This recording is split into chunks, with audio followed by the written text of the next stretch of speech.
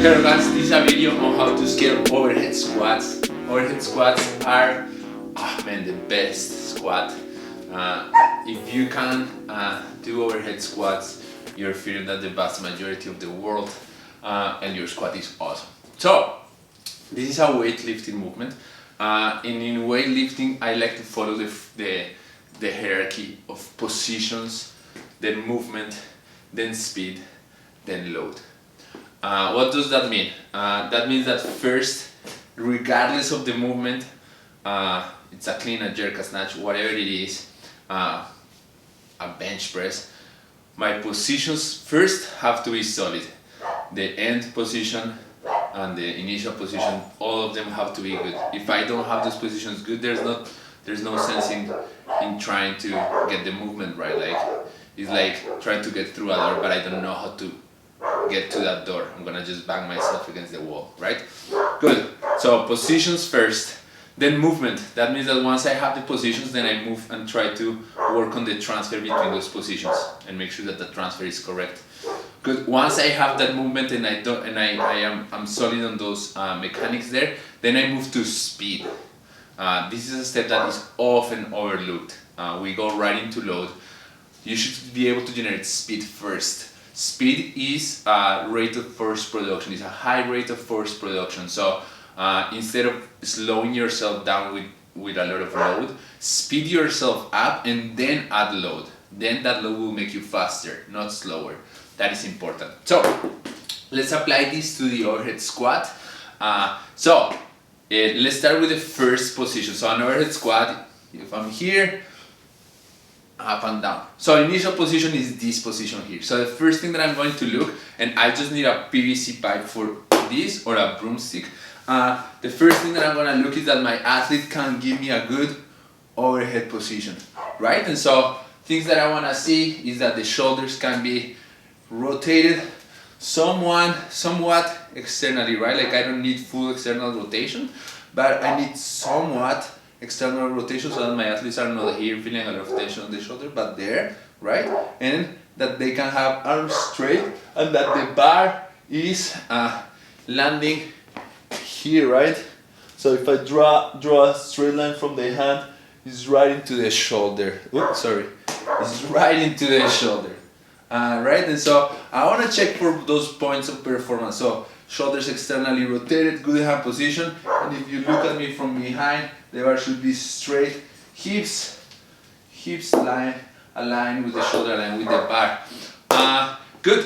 What you'll see is that most athletes will have to compensate by overextending, or they cannot either. They're like here overextending, but they're still here, and they just don't have that overhead position. So if they don't have that overhead position, your first scaling is going to be to make them do presses with a wide grip behind the neck, trying to achieve that position. There's no need to add complexity for those athletes to make them squat, if they cannot produce that good position.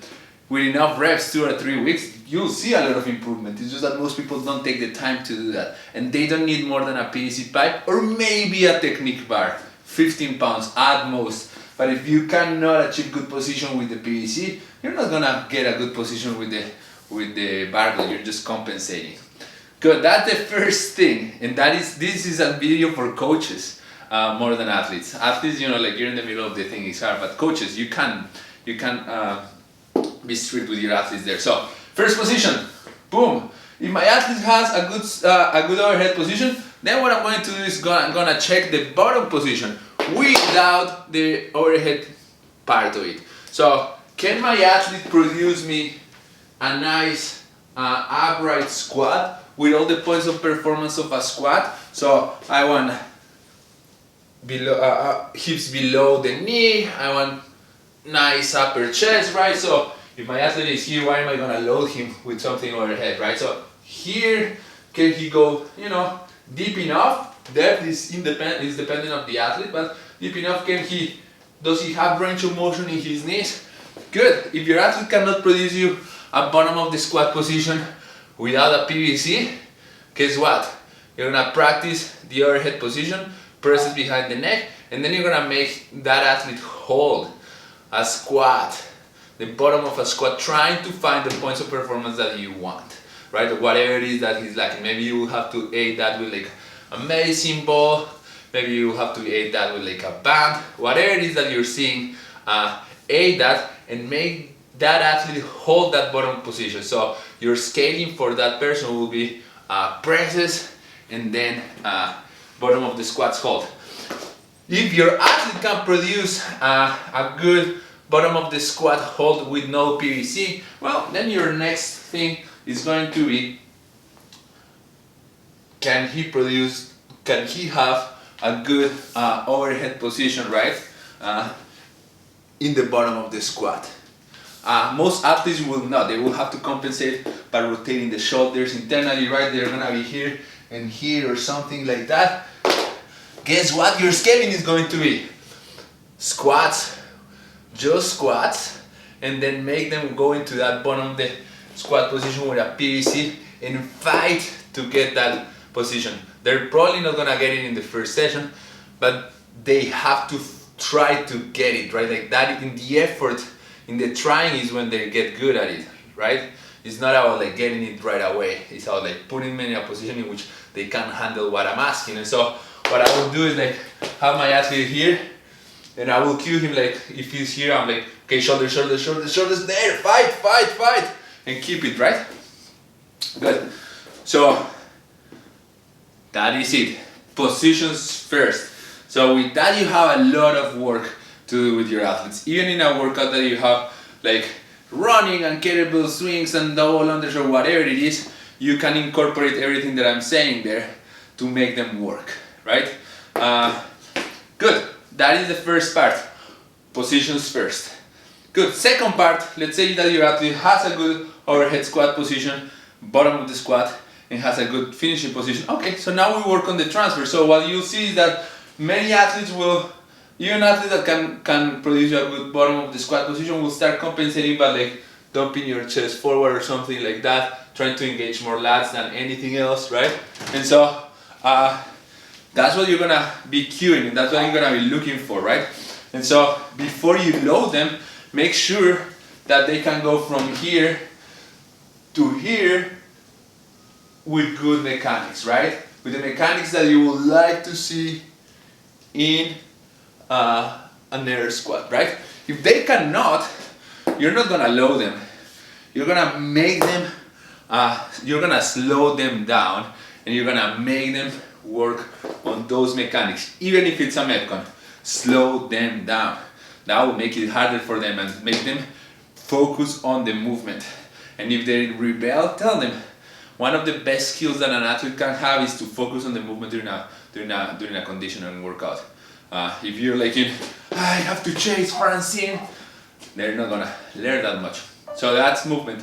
So the scaling there is take the load out of the equation and slow them down, slow that movement down. Good. Let's say you have an athlete that moves very well. Okay, can my athlete, and has that transfer, can my athlete produce speed while mechanics are solid? If they cannot, and this is what will happen, make them have a fast set of 15 or so reps, this is what's gonna start happening. If they cannot, you're gonna not load them still, and you're gonna ask them to go fast each time they get to the PVC, right? That is the third thing.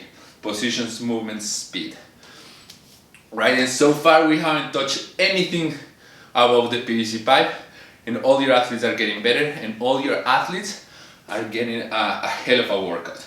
Good. And then, if your athlete can produce positions, movement, and speed, then load.